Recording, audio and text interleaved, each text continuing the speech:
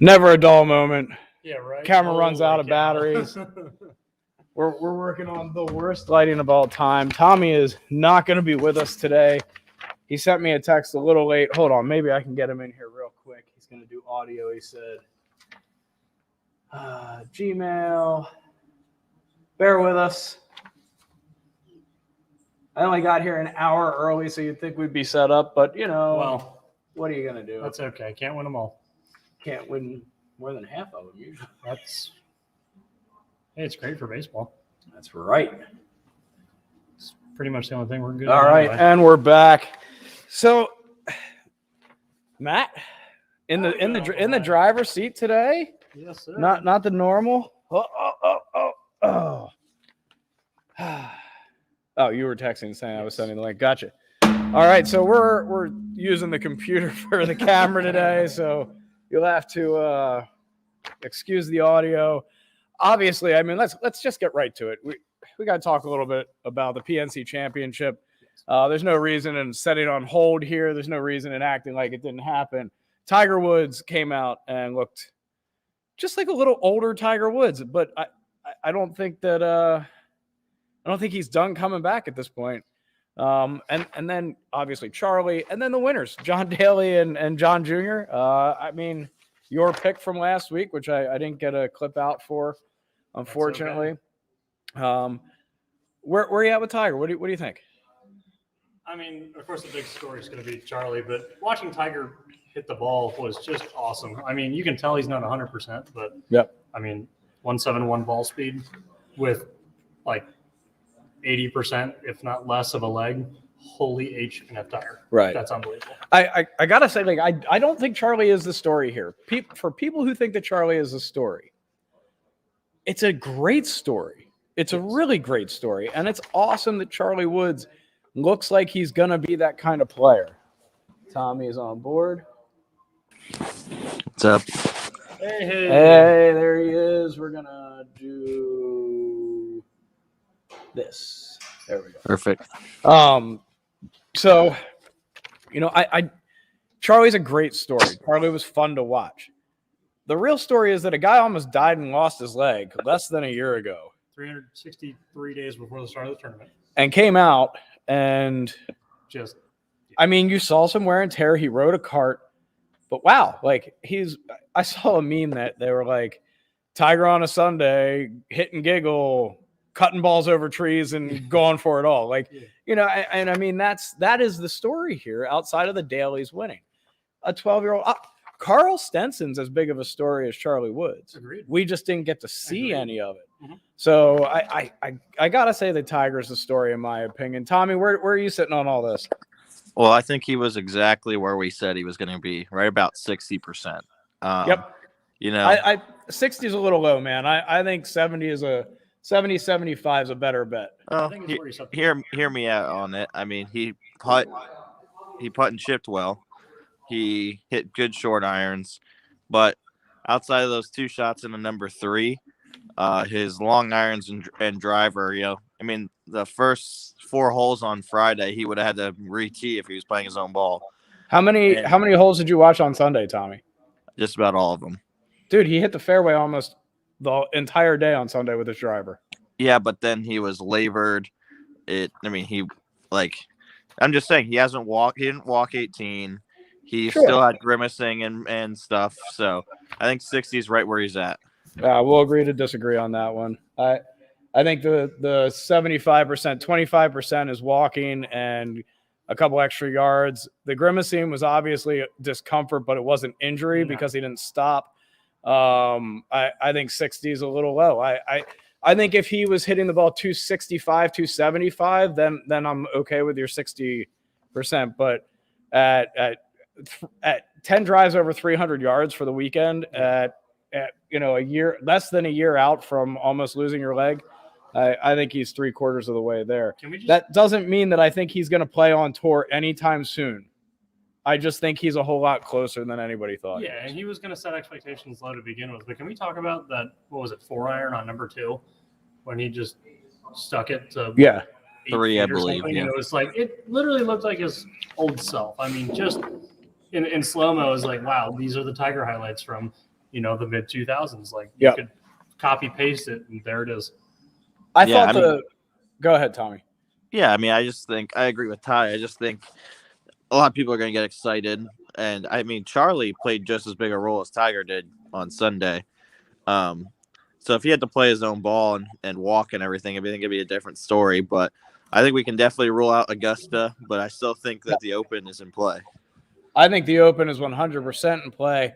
I even think maybe a tournament before the Open is in play if he continued. Like, I'm trying to do the math for me as like a recovery for a professional athlete, right? So like we're a year out.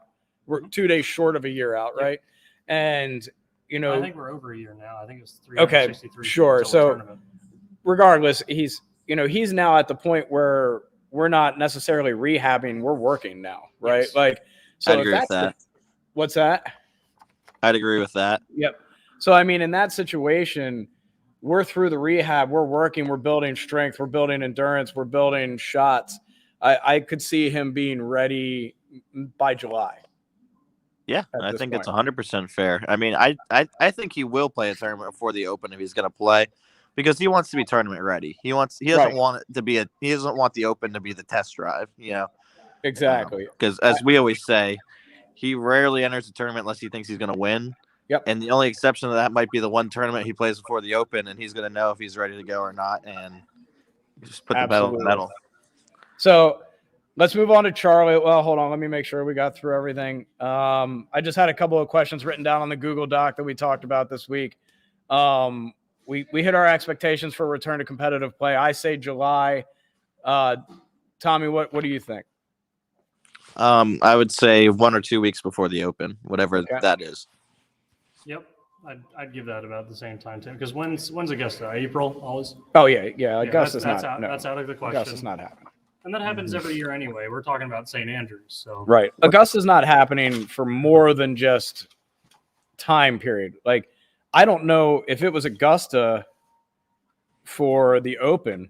Like, he'd just probably be there. I don't know if he would. Really? Augusta is the hardest course to walk. Yeah. Okay. In you know what? on the You're tour right. season. 100%. It is like almost 100% the hardest course to walk. Like, renowned by many golfers. Like Mark O'Meara, I was listening to an interview with him earlier today, talking about just being gassed on a Sunday from walking that course, right? The year he won, he was like, I was so emotionally exhausted, but that didn't even compare to how physically exhausted I was. So what do you guys? So you guys are rolling out the players then? Like, that's not a terrible walk, but No, it is it's not. before Do you the think they don't Masters. have a cart there though? I don't think he would play at the Players yet. Do you think that he'd play in a tournament if he was able to use a cart? Or do you think he no, would put his no. pride aside when it's a real tournament? I don't think that I don't think he would feel. See you, Dan. Bye, Dan. I don't think he would feel right using a cart in a real tournament No, I agree. situation. Like, agree. Just I something think about I that think I think last weekend was the epitome of hit and giggle, where he didn't care. He could ride in the cart with his daughter and his girlfriend, and then on 18th hole on Saturday or Sunday, he could walk down the fairway with Charlie because he still had some gas left in the tank.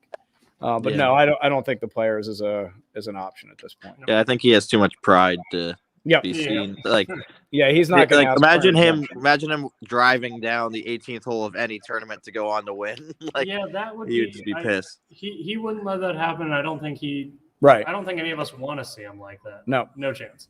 So the next one I have here is, we saw Tiger on a Sunday in contention in a tournament that he called a hit and giggle tournament. That's what came out of his mouth. It didn't look like hit and giggle on Sunday coming down the stretch with him or Charlie. Charlie had the Tiger face better than Tiger. Yeah. Like, I know I'm jumping ahead a little bit here. I didn't see him smile once. No. Yep. Absolutely not. There was the game face of like, I am going to win. Yep. I will win. It was really fun to see. My biggest takeaway from that was anybody who was questioning whether or not he was going to come back and play regularly, that answered the question for me. Like, that competitive drive is still there for him, and if he is healthy enough, he is going to play when he can. Again, in a hit and giggle tournament too. See, that's Matt's comment originally is why I put him at 60 above 75, though, because he coming down the stretch, it was Charlie after Charlie after Charlie, except for maybe the second shot into 18, So I think that gas kind of ran out, and then he kind of pushed himself on 18 to make something happen. But I don't know. I think he hit more good shots on that back nine than you're giving him credit for. I'm talking about like the last 4 holes. Sure. I Yeah. mean, yeah, I guess like there were a couple of wayward shots on the last 4. Like I 16, think, Charlie hit it into 4 feet. 17, he hits it into 5 feet. but see, I think we're looking at percentages in a different way, Tommy. I think you're like, I'm not counting endurance as part of this, like, Yeah, because I think endurance. that is the main difference. Yeah. So I don't see endurance being the issue long haul. Okay. Like endurance is something that is completely in your control, right? Like if I want to be in better shape, I'll get up every morning and walk or run or jog or, ride the bike and gain some endurance. I'll lift, I'll do muscle work to get myself in better shape, right? Like, so endurance to me is not me looking at him going, okay, now, if you want me to say where I think he is endurance wise, I think you're exactly right. I think he's probably 50 or 60%. Golf wise, I like 75% as far as shot making ability, how far he was hitting the ball, his touch around the greens, his decision making. I also thought on the back nine, those last 4 holes, there were a couple opportunities where Charlie was in so tight that Tiger tried to hit the absolute perfect shot instead of trying to like just play to a spot that they had a putt. I mean, when he was at 4 feet, was that 17 that he hit it to 4 feet? You said 2.5. Like 2.5, whatever. Well, yeah. It was ridiculous. I mean, if I'm Tiger Woods there, I'm going, okay, let's hole out. Yeah, right? 100%. And what happens when you try and do stuff like that is you hit shitty shots or you hit great shots, right? Like, Yeah, and I agree with that, with your breakdown of our discrepancy there, because I think, from a shot making perspective, he probably is 75%. He just needs a little bit more trust with the longer clubs that he can rotate and get through it. But I think that comes with repetition more than anything. Well, and I appreciated that they showed a couple of camera shots of his swing from last year to this year, showing that back foot and what he was able to do last year. And then you saw it on the back nine on Sunday. A couple of them, they showed it where his back foot started to get more into it, and then that one caused the grimace that you talked about previously. So let's move on to Charlie. I wanted to spend about 15 minutes on the PNC, and we're already at 12. So I just want to start with Charlie. He's 12. Okay, everybody, he's 12 years old. Yes. Okay. I'm I'm at a loss for how good he is at 12. Agreed. I'm also at a loss with all the people, and specifically the guy on Twitter that went and found the rankings for 12-year-olds across the country. Okay. Are you surprised that we're talking about Tiger Woods' kid here? You knew that you knew that with being Tiger's kid, it doesn't matter. That's not where I'm going with this. Okay. Okay, so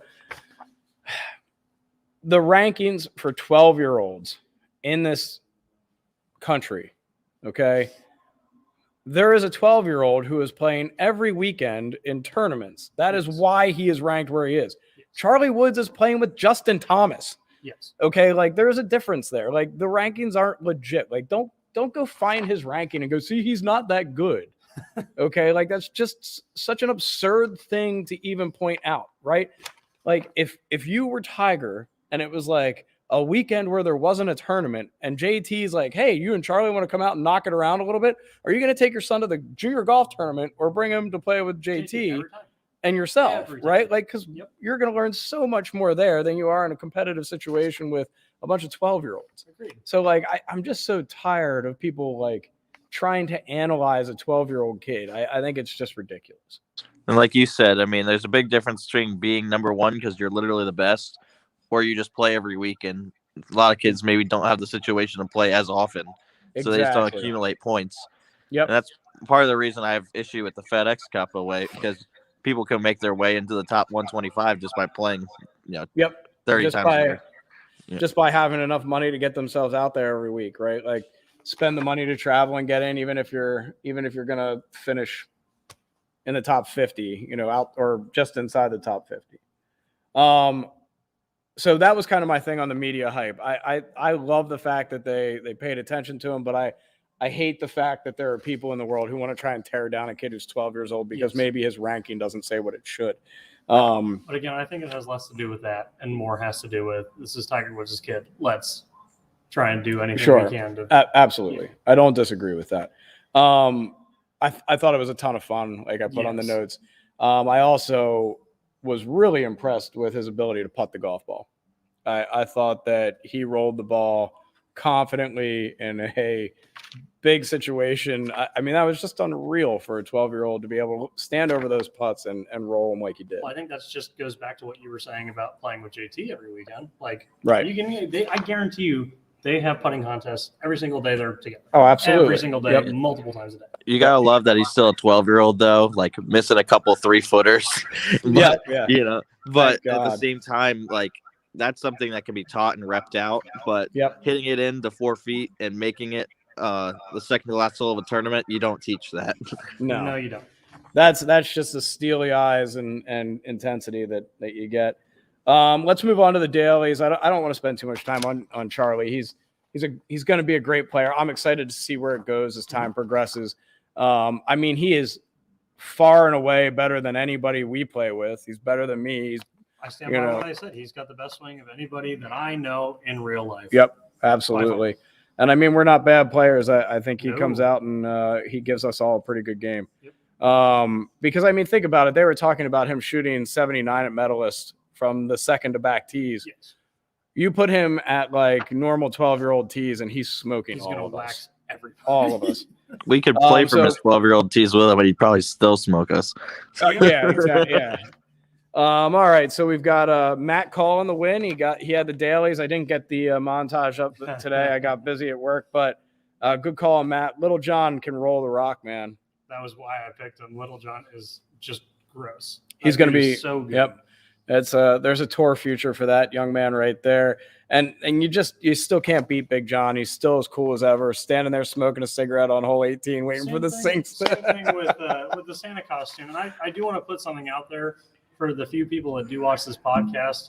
Yes, he was smoking a cigarette, but he does have cancer, and that's why he's got that big old beard. He's going to shave it once he's cancer free. And I'm sure smoking cigarettes isn't helping that. But at the same time, It's colon cancer, not lung cancer. Anyone who's coming in, I've had a few customers come into the store and say, "What's that stupid beard?" And I explain it to them, and they feel bad. That's why he's got that massive. Yep. Yeah, he said he'll shave the beard once he beats cancer. He's still working on that. I appreciate a guy like him. He's down to earth. He looks like he's a damn good time, and he can still hit the golf ball. He can still play. Oh yeah. John Daly too is the perfect example of how delusional people can be about how good it is to be on tour. Because we'll have people come in and be like, "Tom, Dan, why aren't you like trying to go pro?" And I'm like, "Well, because I shoot 75 at Overlook, so that's probably why." Meanwhile, John Daly's making everything that he looks at. Granted, he's getting a read off his dad, but regardless, he's still making everything. And he started one tournament this fall for Arkansas. Exactly. Which means there's 5 guys in his own program that are currently better than him. There's just such a lack of knowledge of what it actually looks like when you're around players that play at that level. Like, and until you actually see it up close and personal, like until you go to a PGA Tour event and like walk the lines and see what these guys do with the ball. I was listening to a podcast. I was listening to the Andy Roddick podcast on No Laying Up. And they were talking about Sergio Garcia the year he won the Masters. And he was telling Roddick that he felt like he could control his ball to the point of 3 yards one way or the other. That's absurd to me. 3 yards, like that's 9 feet. Yes. You are controlling your golf ball 9 feet one way or the other. You feel like you have that much control. My God, I don't have that much control over my wedge, like a chip. Yeah, right. Let alone a full shot, right? Dude's throwing in shots from 175 closer than our straightforward pitch. Exactly. Yep. Exactly. That's what it is. And I think that's something that the everyday golfer that watches it on TV takes for granted and doesn't understand. They also don't understand. As I've been podcast obsessed lately. I forget who it was. It was a Korn Ferry Tour guy was talking about how like just the difference between the Korn Ferry and the PGA. So like in the Korn Ferry Tour, like the majority of the courses they play, it's tee it up and just bomb it out there as far as you can off the tee. And then it might have been. And then once you got to the PGA, it's like, oh, I got to move the ball. Like if I want to put myself in a position here, I'm not going to just be able to hit a drive dead straight down the middle. I'm going to have to play a cut. I'm going to have to maybe take some yards off and move the ball one way or the other. Like, I mean, those are things that just the average golfer doesn't understand at all. Not to mention the difference from a putting perspective of PGA to Latin American Tour is 0.2 putts around. Right. They're talking about like 1 putt per 5 rounds difference. All right. So the last thing I want to talk about with the PNC, and I think this is fun. In your opinions, both of you, if Carl and Charlie teamed up in that tournament, could they win? I think I'll go first, I guess. I don't think so. Matt doesn't think so. I don't think so either. I think ego, like the I'm invincible ego, would get the best of them. They're eventually going to make like a 10 at some point because they're both gonna they're both gonna like maybe they'll have a dry old par 4 from their tees, and then like say Carl goes first, hits it in the water. You think Charlie's going to go up and not go for it too? Like, yeah. And then he hooks it out of bounds, and then they're re-teeing, and then they're chunk the chip, and then it's like a whole disaster. But I don't know, man. I don't think we're giving whoever their dads gave them as caddies enough credit there. But I just think it would be fun to watch. I think that would be a whole lot of fun if like, and late in the show we're going to talk about other good tournament ideas that we have. I think that would be a ton of fun to watch, even if it was like in the practice round, because not everybody played with their normal partner. If you threw Charlie and Carl out there and let Tiger and Henrik play together and just like watch that group go, I think that would just be a ton of fun. That would be awesome. And just a small side note with the caddy, I believe Tiger's caddy's son also caddied for Charlie. Yep, yeah, that's the way it always is. Joey LaCava's son always, well, at least the last 2 years. I don't know if always. So, all right, let's move on here. Well, the last thing I'll say, Team Thomas returning champions. They came up a little short. The one thing I took away from that is JT looks really good. Really good. Like I think he is primed to have a really big year. I say that every year because he's one of my favorite guys. But I really liked what I saw out of him, especially on Saturday when Mike Thomas could barely get the ball airborne because how bad he was hurting, and the fact that he shot a 29 on his own ball. Yep. Not a crazy difficult course or anything. I get that, but he just looks like he's controlling. Right, he just looks like he's controlling the golf ball. I couldn't shoot 29 at mini golf. That was such a peanut gallery comment, Tommy. It was awesome. I shot 29 mini golf. All right, so a new section we're going to work on this week. We covered that. We hit that for like 20-some minutes. We're going to try and keep our sections a little bit smaller so that we can move on to stuff. So we're going to move into what I'm going to call the players portion. Each week, we're going to give advice to high handicappers, mid handicappers, and newcomers to the game. And each one of us are just going to throw a tip out there, maybe expand on it a little bit. But this isn't going to be a long portion, maybe 15 minutes total. We'll start with Tommy since he's not here today. So you want me to give a drill or something, or like a format? Just today, whatever you want, a tip. Is there a book that you think is a big help to beginners? Is there a drill, a strategy to buying clubs, anything? Like just a tip that somebody that is struggling with the game or is new to the game might not think about and, might be kind of stuck with. Absolutely. I've yet to do this, and it'd be something you would have to do like late Sunday afternoon, but I think it's a great way to learn how to play under pressure, but then also learn how to handle different situations as worst ball, where you play 2 balls of your own ball. You play 2 shots, and whichever one you deem worse, you play out, and it's like a scramble, but with yourself, and you keep doing that until you hold both balls. So if you have 5 feet and you make the first one, you still got to hold the second one. And I think it's great because it makes you get consistent with your short game, because you got to make both putts, hit 2 good chips to get it out there. But then on top of that, you're going to hit one in the trees eventually, and it's going to be, all right, well, how do I learn how to do this? And then when you get to play your own ball and you find yourself in that situation, you're like, okay, I know how to handle this situation. I've been here before. And, if I can do it twice, I can do it once. So. Absolutely. I love it. I actually did that a lot when I first started playing, and I was down at Crossgates all the time and playing for free because I had done some work for him, and I was able to just like go out and play when I would get done with work in those twilight hours. And I did that a lot, Tommy, and it really, you're exactly right. It changes the way you look at shots, right? Because you're not always in a good position and you've got to be creative about it.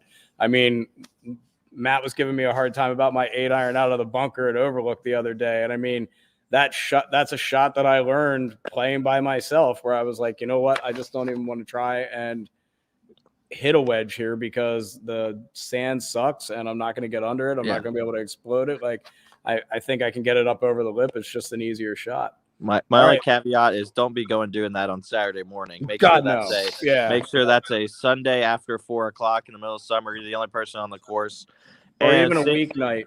Yeah, and same thing. Another thing would be, start at the 100 or 150 and play 18 holes that way, just to get good from 100 and in. But probably do that during a cheaper rate because you want to feel like you're getting your money's worth.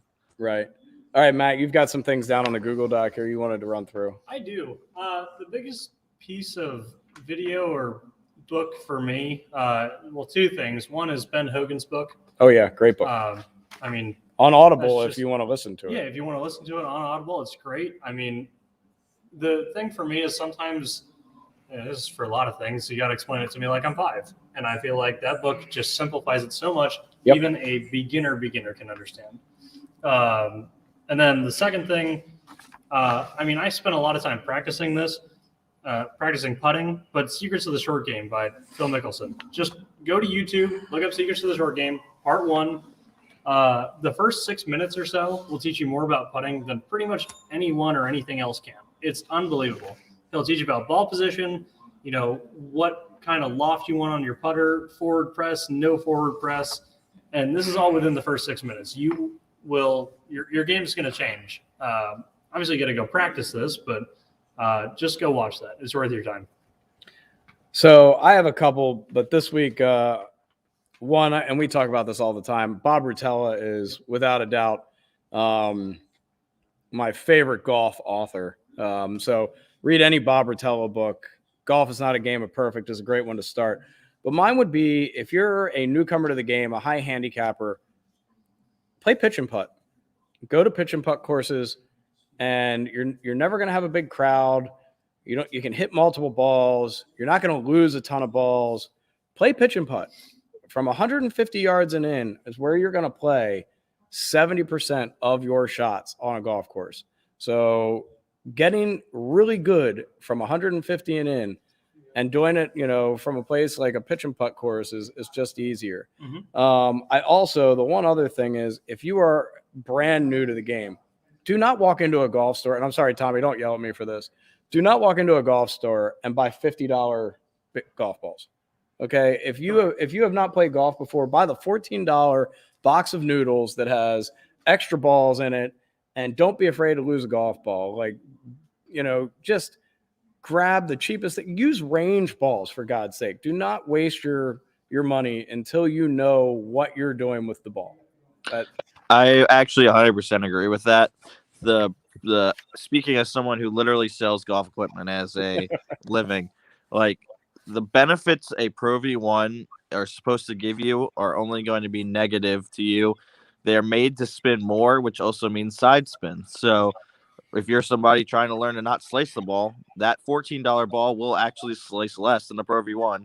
And if you do slice one and lose it, then it's still not as painful. I don't agree with the range ball thing, just because only because they're made to be reduced flight, so you are not learning your true yardages. It depends on where you're playing, Tommy. So if you're hitting on the range at Crossgates, you're getting a bucket of balls that they pulled off the course somewhere.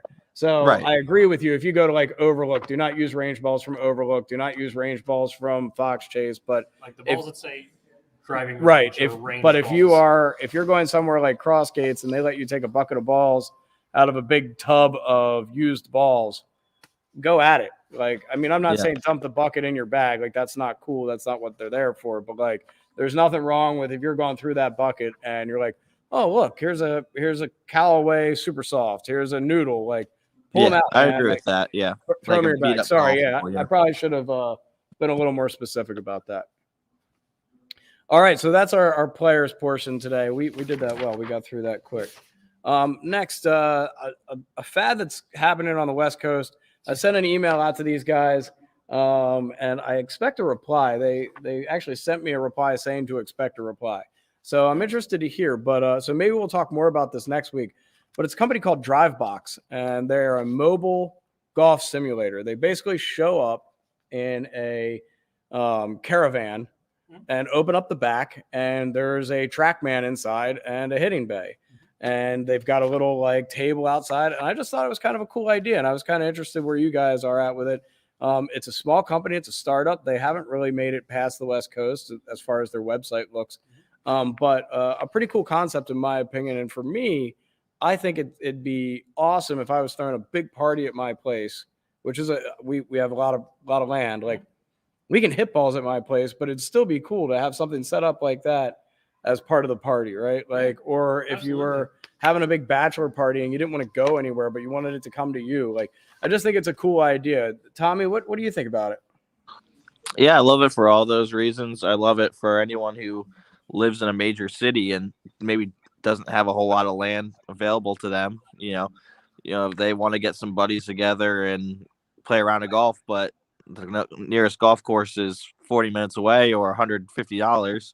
You know, I don't know what their pricing is like, but that was one of the things I asked in the email. I was curious what kind of rates they were looking at. So I haven't heard now. Yeah, and I told him I was like, we're on the East Coast, so like I'm not emailing you because I'm interested in hiring you guys. Like, we just want to talk about you on the podcast and give you some love. So I mean, it's got to be at least $45 an hour, you'd assume. But I mean, still split up among 4 guys or whatever for 4 hours. That's not bad. That's not so bad. I will say this. So, okay, this is going to come off as a little arrogant, but I'm going to say it anyway.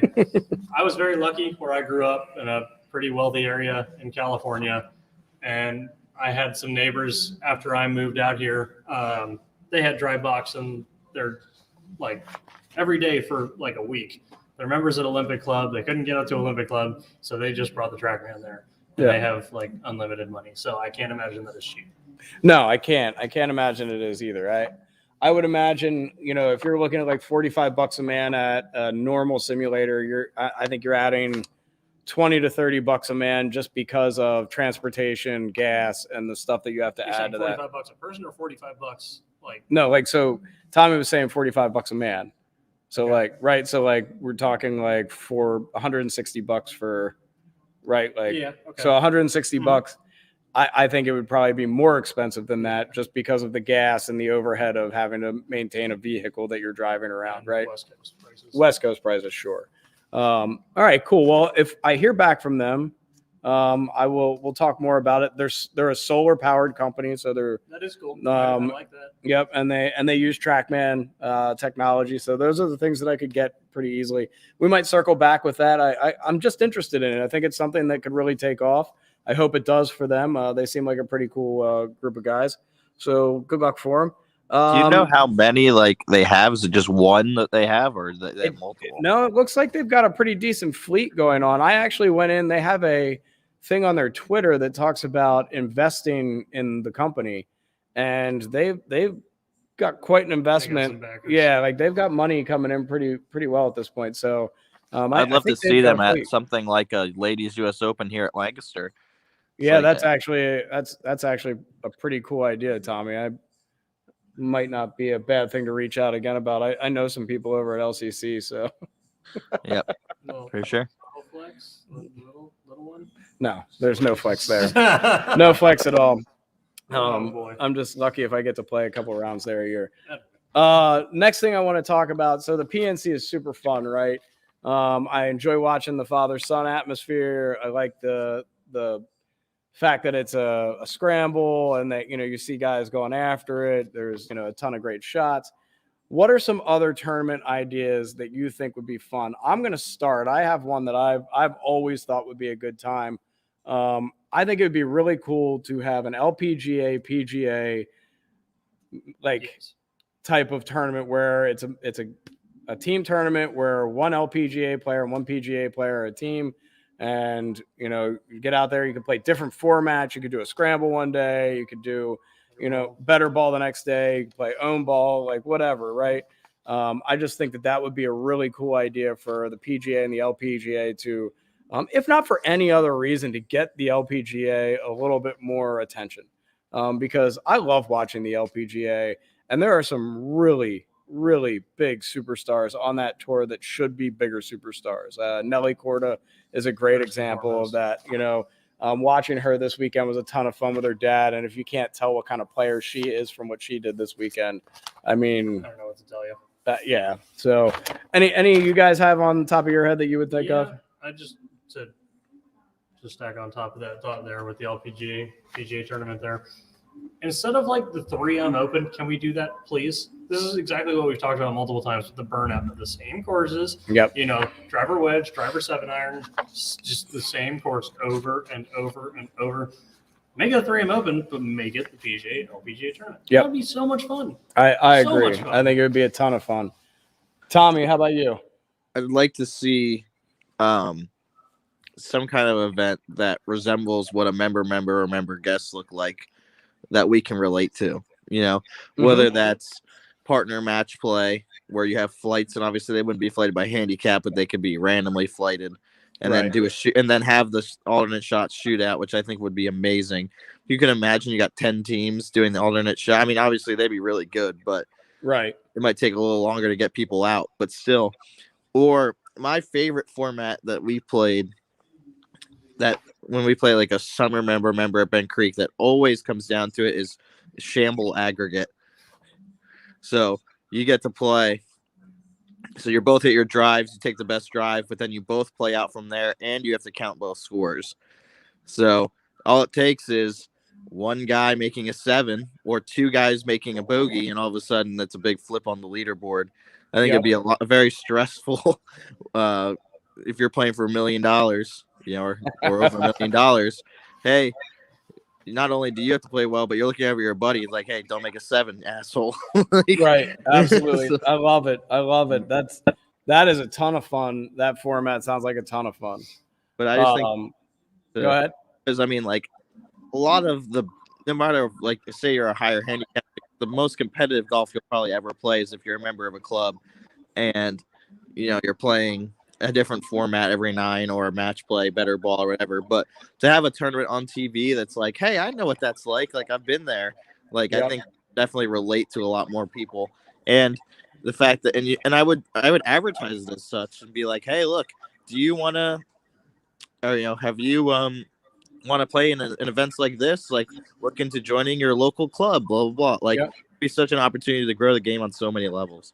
Well, I think the PGA Tour is just so stale when it comes to that. I mean, you get the match play event that they do towards the end of the year, and I just think it's so stale, right? Like you get the Ryder Cup, you get the President's Cup, but outside of that, it's every week it's the same thing. It's we're gonna you got the top 50 are gonna make the cut, the other guys are going home. And I just think that they could do better, right? They're trying to expand the game. They're trying to do things that are making the game more accessible. And to make it more accessible, you have to teach people more about it, right? So, if I didn't think about the people who start playing golf and don't have anybody to direct them, because those people exist, right? So if I started playing golf, but I wasn't friends with my buddy Garrity, who taught me a lot, or I didn't meet Tommy or, whatever, I would just think the way they play on Thursday through Sunday is the only way golf can be played. Right. Yeah. So I mean, and that's probably hurting pace of play. I mean, you've probably got guys out there playing that are like, well, the ball's got to go in the hole. Okay. I'm going to just keep my mouth shut until we get to our next segment here. Why? I have some thoughts about that. Go right ahead. Can we move on to public golf courses within this 1 mile radius? I think that's a decent segue. All right. Yeah, absolutely. All I was going to say is that you could steal something from bowling too, where they actually have a draft and have team events in addition to individual events, but get kind of corny. Yes. Yeah, that would be a ton of fun. All right. So let's move on. The last portion that I have for today is I went online and I looked up 20-mile radius of public golf courses close to us. And I wanted to rate them or give an opinion on like our top 5 and why, right? So I don't want to go through every course here. Like obviously Evergreen and Treetop are not for they're a great course for beginners to go to, right? Like it's a great course for somebody that is learning the game to get out and not have to worry about, hitting the ball out of bounds or losing golf balls because they're literally just short and straight. For a longer course, but along those same lines, I would put Tanglewood and Four Seasons in that category a little bit too. Not quite. No. I mean, that's a really big slap to Tanglewood and Four Seasons. Have you played Evergreen or Treetop? I have not. Okay, so executive courses? yes, Okay. yeah, we're talking like sure. 5,500 yards, I think, for Evergreen, and Treetop, I think, might even be less. Tommy might know a little better. I'm not sure. I've only played both of those courses once. I played Evergreen with my wife, and she had never played before, and she shot a 101, and it was a legit 101. I was gonna say Evergreen, I think, is a par 67. Yeah, I think you're right. So, but they're golf courses. They're technically 18 holes. They're, they're within They don't that have 20 mile sloper range. rating though. So I mean, No, they don't. That's fair. Those are executives. Yeah. Okay. So, the courses that I have on here that I really count would be Overlook, Augusta National, Four Seasons, Cross Gates, Fox Chase, Pilgrim's Oak, which is technically 21 miles, but I threw it in there. Tanglewood, Highlands of Donegal, Cool Creek, Iron Valley, and Fairview. I would put Royal Oaks in there too. It is outside 20 miles. By how much though? Like, Is that Iron it's Valley like and- 27. Oh well. Yeah. Never mind then. Yep. That's I yeah. see. And in my opinion, So they're two clear favorites, but I'm interested to see what you guys say. so my thing would be, if I'm going to rank them for myself, I would rank them in process of location, right? So like for me, as a father of 2, the closer the course is, the better, right? Like, so I can get to the course, play, and then get home. So, that would put Cross Gates in a section for me. But Cross Gates, it just takes too long to play. I've never had a round there under 5 hours. That's what I Yep. want to talk about. I've never, not one time, had a round under 5 hours. Well, here, let's talk about that for a second, because I think the design of the course is really cool. Yes. But I think it's too penal. There is not a good enough marshal staff to keep the place going. Not even close. And there are too many people that play that course that do not understand how far they hit the ball. So you set yourself up in situations where you get to hole 11 where everybody thinks they can get to the green, get to hole 12 where everybody thinks they can get to the green. And both of those, I don't get to the green on 11. I can hit driver as far as I want. I'm probably not getting there. Like, I mean, I'd maybe with a really strong headwind and I really, really get a piece of it. Yeah. Hole 12, yes, I can get there. It's not even a driver for me, but it's a low percentage shot going up over trees. Yep. And the smarter play on both of them is hit 4 iron down into the middle and have a nice shot in. So I crossed that off my list. Although I love the course, I love the ownership of the course, I love the superintendent and the pro. They're great guys. But I can't go play there on a weekend. If I go play there on a weekend, I'm there for 6 hours. Yep. I love Jason, the head pro.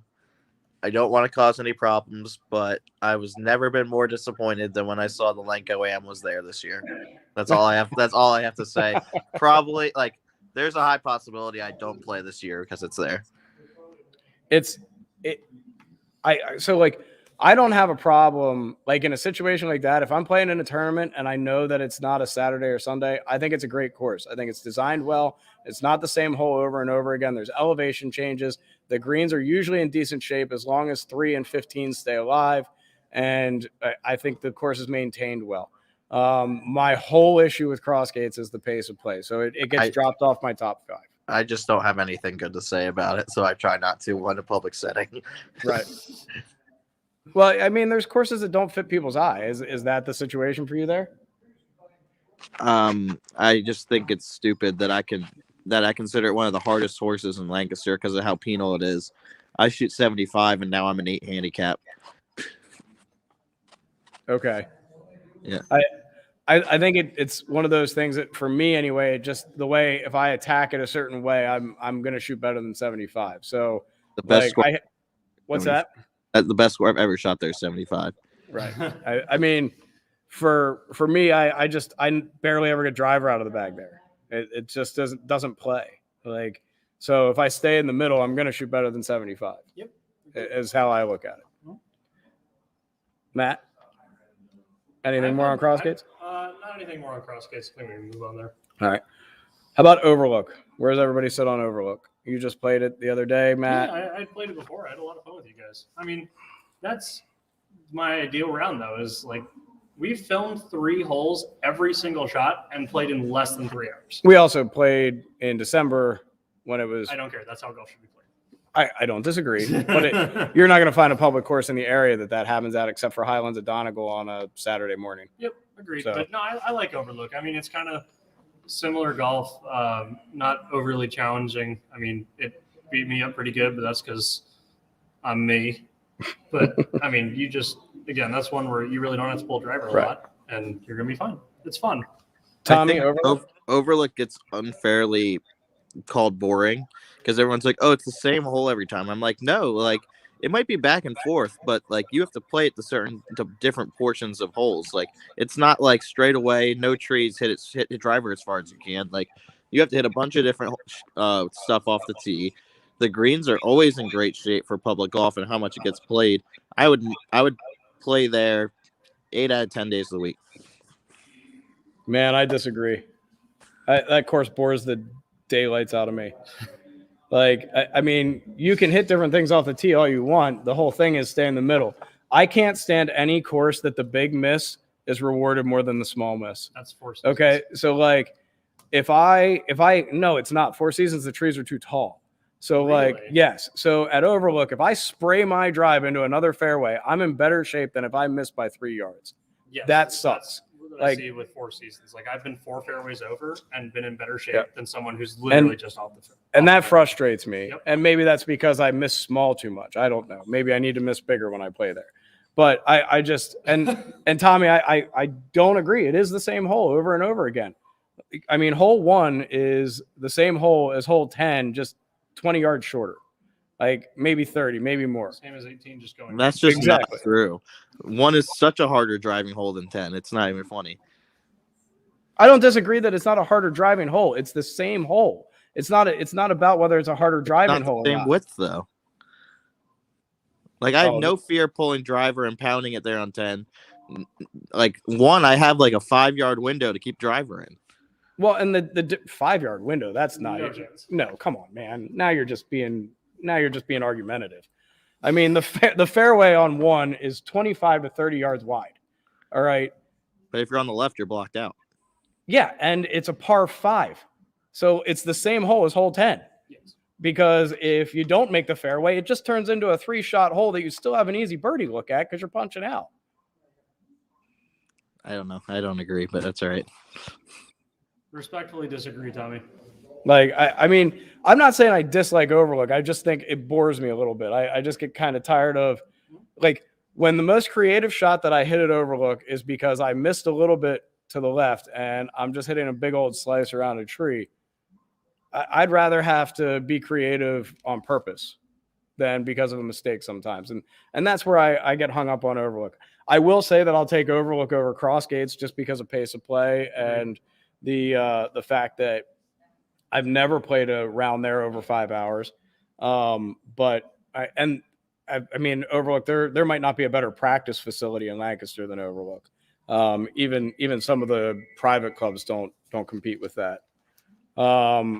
Let's move into Four Seasons. Tommy, what do you think of Four Seasons? I don't know. I try to avoid it when I can. That's all I have. I don't play there often. So I got to ask then, like, how is Four Seasons that much different than Overlook? Conditions are way better at Overlook, especially the greens. Not this past year, they weren't. I played Four Seasons this year. I was not impressed. I thought the greens were better at Four Seasons most of the year than they were at Overlook. Overlook had a tough year with their greens this year. But I'm not a big Four Seasons guy. Now I'm being argumentative just to be argumentative. I think those courses are way, way more similar than that. But I think Four Seasons is more boring than Overlook is, and I think there's a greater chance I'm gonna have a poor greens at Four Seasons. See, greens are never my issue there. I think their rough is what gets burned out more than their greens. Their greens are always pretty soft. I've never really had an issue with their greens there, man. But I mean, I don't play there a lot, but I played there 11 times last year. I wrote down how many times I played at all these courses this past year. I was there 11 times. Didn't have any complaints about the greens. The rough, the one time was kind of rough. All right, let's move on to Fox Chase then. I think Fox Chase is a really fun course that can just get expensive for no apparent reason sometimes.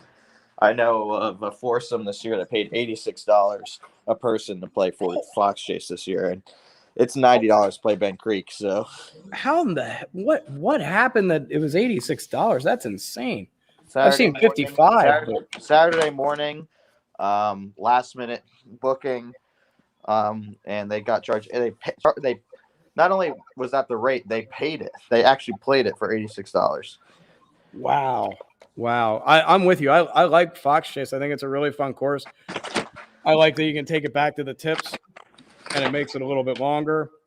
I think that it's for the play of it, it's a really nice course. Sorry. I think can be one of the more challenging public courses in the area when you play it from the tips without being gimmicky. Yeah, I agree. I like Fox Chase. That $86 thing just blows my mind. I'll pay a decent rate to play there because I think it's a good track. I wouldn't pay $86. I'd probably pay $50, but that's just where it goes for me. It's also a walkable track, so it's not a course that you can, that you have to ride on. You can walk it, and it's not the worst thing in the world. We talked about Four Seasons. You kind of alluded earlier that I just have fun there. Yeah. I mean, I'm not going out there to play a super difficult golf course. I just think it's fun to go out there, like with my cousins who play golf 3 times a year. That's a great course for them, and they also understand you don't have to hit 15 shots a hole. So right. I've always had fun out there. So then we moved to Fox Chase. We were talking about how we think it's one of the more difficult public tracks, and you can move it back to the tips. It's a fun course. Have you gotten to play there yet? No, sir. We'll have to get out there this summer. I think it's probably top 5 for me as far as public tracks. That $86, Tommy. I feel so bad for those guys. I'd be expecting a whole lot more if I was paying $86 for a round at a course, wouldn't you, Tommy? That's my only problem with it is they try to price gouge a lot. Yeah. Next on the list would be Pilgrim's Oak. Pilgrim's Oak is a favorite of mine. I love it down there. Once again, you can move it back. It's got some distance to it. It's not the shortest course in the world, and the variety of hole is awesome. Not top tier pricing, but not lowest pricing. Tough walk if you're ever going to try that, but it's definitely in my top 5. So right now, Fox Chase and Pilgrim's Oak are making up 2 of my top 5. Best course in Lancaster, hands down. In my opinion, there's not even a debate. Yep. It's definitely above Fox Chase for me. It's a ton of fun. I'm guessing you haven't gotten down there yet. Nope. All right. Just for anybody watching, Matt has not lived here very long, so we got to get him to these courses. Tanglewood's next on the list. I'm going to start there. I don't refuse to play any course, but if I'm driving down there, I'm not wasting my time at Tanglewood. I'm going to Pilgrim's Oak. I mean, that's the most accurate statement you've ever said. I only hear good things. Yeah. I liked Tanglewood last time I was there. I just played there when I was big. I look at Tanglewood kind of as an even worse Crossgates. No, it's the little brother of the Pilgrim's Oak. Well, when I played, it was October and maybe November, but it was also afternoon, so there wasn't really anybody. Right. So it's not a bad course. I just don't care for the layout. Like I said, also if I'm driving all the way down there, I'm going to Pilgrim's Oak. Yeah. All right. It's a little different for Matt living in Willow Street. That's where it's like a short drive. But if I'm driving 30 minutes to Tanglewood, I'm driving 40 to Pilgrim's Oak 10 times out of 10. Exactly. Highlands of Donegal. Tommy? I don't have a problem with them except for 7, 8, 9. Clearly ran out of room and came up with 3 really dumb golf holes. Okay, but why does everybody hate those? Like, I understand they're not like. Sure, they were probably just shoved in there, but I had a good time. I played twice with Mike, and that was a heck of a time. I had a great time. So I like that course a lot for a couple of reasons. One, they spread their tee times out. They do 12-minute tee times instead of 8 minutes. So you're never like crawling up people's butts and they're not crawling up yours. It's pretty wide open, so you can take any range of player out there, and you're not going to take too much time because you're not going to lose a ton of balls. I don't disagree with Tommy on 7, 8, 9. I just think it's a necessary evil for them. There is a solution there. They could net in the driving range and get rid of those trees, move them up about 20 yards, and you could extend 8 and extend 9. You can make both those holes longer than they are, which is what they need to do. I don't have as big of a problem with 7. I just think that I think you almost have to make it a really difficult par 4 instead of a par 5. It should not be a par 5. So like that's my take on 7, but 8 and 9 need extended. When I go to 9 and I have friends that can reach the green in 1 certain times a year that and do it easily, it's frustrating. Why do you think 7 should be a par 4? I think that's the hardest par 5 to get home into in the county. It's not. Last time I was there, you can ask Mike about this one. I went 4 iron, 7 iron. Yep, I par 5. That should not happen. Playing the back tee. Oh, no, so there's the difference. If you do it from the back tees, that changes everything. So the front tee, if you play from the blues, okay, I go enough. 3 hybrid, and then I usually have 7 or 6 in, and if I miss the 3 hybrid, I'm hitting maybe hybrid again. Like if I don't hit it great. I was gonna say I hit 2 perfect 5 woods in the AM, and that's the only reason I got there. Was the wind in your face? No, but if you were playing from the tees, if you're playing from the tips are like. I don't think they had the tips open when we were there. Oh, they're always open. You just didn't even see them. They're way back. Yeah, like we're talking 40 yards. If you want to go for it in 2, you have to take it over the parking lot. Yeah, and then you'd have to take it over the parking lot and go. And avoid going out of bounds, right? Five wood or drive. So I guess 7 for the sake of conversation, like it could be one or the other. I guess, but see, I don't understand why they don't just move the rest of the tee boxes back a little bit if they want it to be a par 5. I guess is where I'm at with it. They could absolutely. The only other problem I have with there is again they price gouge too. And they do. They also don't recognize PGA. That's what I was going to say. Yeah. The fact that they charge PGA members full retail pricing is an absolute abomination. Yeah, it's not cool. The other knock really bad look on them, and everyone knows about it, and they just don't care. The other knock I would say for that, well, it's because they have a really, really dedicated regular group, right? So like if you go out there on Sunday, like I play there enough during the season that the same guys play every week at that course. Like they like the in-house feel that they get, and they're making enough money to keep it that way. I don't know if you know this, but the Lenko, according to Lenko, they'll never play another Lenko event there again. Really?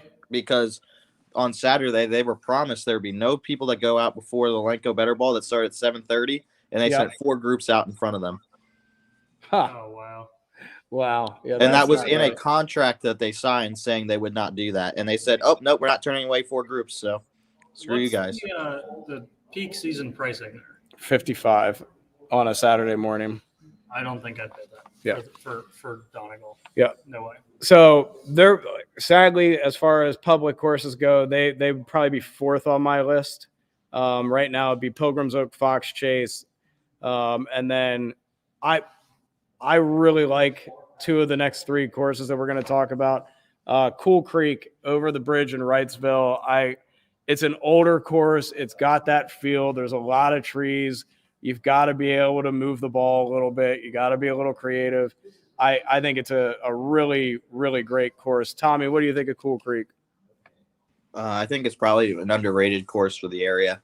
Yeah. Not expensive at all. Right. Yeah, not expensive at all. 22 on a Saturday in the right time. Yeah, not necessarily the greatest conditions, but for what you're paying, you don't expect it to. And again, no 2 holes are the same, so that's all you can really ask for. The other part about Cool Creek that's the only knock I have about it is back-to-back par 3s. It is where I have my hole in one, so I'm not going to complain too much. But the back-to-back par threes. But the other part of it is it's not a short course, right? If you play from the blues there, I think it's, it's not over 7,000 yards, but it's longer than Cross Gates. It's longer than Fox Chase from the blues. It's longer than most places you play from the blue tees. So it gives you a little bit of a challenge that way as well. What are the back-to-back par threes there? I don't even remember. What's that? What are the back-to-back par threes there? I don't even remember. So hold on. I got to go through my head. 10, 14 and 15. Because you have the drop-down par three. Yep, and then 15 is a par three. Oh, yeah. You have that long drive over to 15. That's right, yeah. Yeah, you got to go around the corner and up over. Right. But 14 is my hole in one, so I'm not going to complain. Then the next course on here, so right now I would go Pilgrim's Oak, Fox Chase, Cool Creek, and then probably this course, Iron Valley. Once again, you're going to get price gouged a bit. You're driving up into the middle of nowhere. It hits the 20-mile mark on the dot from where I was sitting. But just a really interesting track that you have to stay focused on, all sorts of different situations. No two holes are the same once again. The front nine and the back nine are not similar in any way, shape, or form. And you've got to be able to control the golf ball. I think it's just a ton of fun to play. Yeah, I think that's my number 2 course of the ones we're listing behind Pilgrim's Oak. The only hole I don't like there is 7. I think it's tricked up, but the par 5 along the water. Oh, yeah. Gotcha. Because you can hit a really good shot there and end up somehow lost ball or whatever. But outside of that, great course. I wouldn't say they price gouge as much as it is just expensive, but I'd rather pay, if I'm going to pay $80 anywhere, I'm paying it at Iron Valley over Fox Chase. Fair that. Yeah, absolutely. Yep. I don't disagree there. You've played up there? I played it one time. That was actually the first time I played with Dan, and he shot even par, and it was a heck of a round because it was not easy. But yeah, I would definitely pay $80 to play there over pretty much anywhere else. And they keep that place nicer than they really do. Clubs I got to play in California. They take great care of that course. I had the round of my summer there this year. I shot even par from the back, and it's the round of my summer. It's what made my handicap drop so damn much. And it was I mean, it all came together. So that place has a special place in my heart right now because it was in a tournament situation. It was a better ball tournament, and I just played out of my mind as my partner could not get the ball off the ground. So we didn't do great as a team, but I played really well and enjoyed it. 17 is also my hole in one hole, so I love that as well. That's right. I forgot you aced that this year. I don't know how I forgot that. And then the last course on here is one I haven't played in probably 8 or 9 years. Fairview in Lebanon. I mean, it just isn't a course that I'm going to drive to Lebanon and play. If I'm driving up that far, I'm going to find a way on the Lebanon Country Club or Iron Valley. Yep. I went to Lebanon Valley, and I did not play it once while I was there. That's all I have to say. All right, so that's our Lancaster course review. Took a little longer than I anticipated, but I didn't really have much of a setup for it. So glad we got to talk about that. Always like arguing. What's your top 5? What's your top 5 now? You were keeping track of that. Mine? Yeah. So it would be, what was it? Pilgrim's Oak, Fox Chase, Iron Valley, Cool Creek, and then Highlands of Donegal would be the order I would put it in. That's not the order I was talking, but as we were going through, that's where I would sit it. I'm going Pilgrim's Oak, Iron Valley, Fox Chase, Overlook, Cool Creek. Gotcha. Very nice. Augusta makes a list. I like it. I love arguing with you, Tommy. It's what we do best. And we get along sometimes. There you go. We get along a lot, just not on the podcast. That's right. I'm just here to make it interesting, baby. We talk about this in the morning. Tommy's always like, what do I need to say to piss you off today? And I'm always like, well, just do this. And then, It usually happens. We All don't have right. to talk about it. I've been pissing him off for 13 years. Yet for some reason I still let it happen. Yeah, right. I'm Yeah, well. You just have a soft spot for the ginger kid. No, I just have a leprechaun. I have a soft spot for people I see a lot of potential in. That's all. So, all right, let's close up shop. I want to thank the Painted Lines. We are now on Spotify. You can check us out there. Just look up Pull the Pin Podcast. It'll pop up. So this episode will be up on that tomorrow. Should be on iTunes too. I'm still struggling with some of that stuff. Like I said, I want to thank the Painted Lines for hosting us on live stream. If you watch this and you have an opinion, we're thinking about pre-recording our episodes instead of live streaming. We don't get a lot of comments while we're on. So if you have an opinion or think one way would be better, or that we could edit stuff out or do some things a little differently, let us know. Throw it up on the comments on YouTube, and or you could throw me a message on Twitter at PTP2021, on Instagram, Wild by Ty, the Instagram for the school, at Pull the Pin Lank, right? Yes, sir. Okay. And we will see you Monday next week at 3 p.m. This week we had to push it a day, and hopefully Tommy's back in the studio. Oh, wait, you're going to be away. You'll be in Delaware, won't you? Yep, for sure. All right. Well, have fun in Delaware, jerk. I'll remote in. From all of us at Pull the Pin and the Pull the Pin podcast, we want to wish you a happy holidays. We'll see you next week, so we will shoot you a happy new year then, and we'll see you then. All right, sounds good.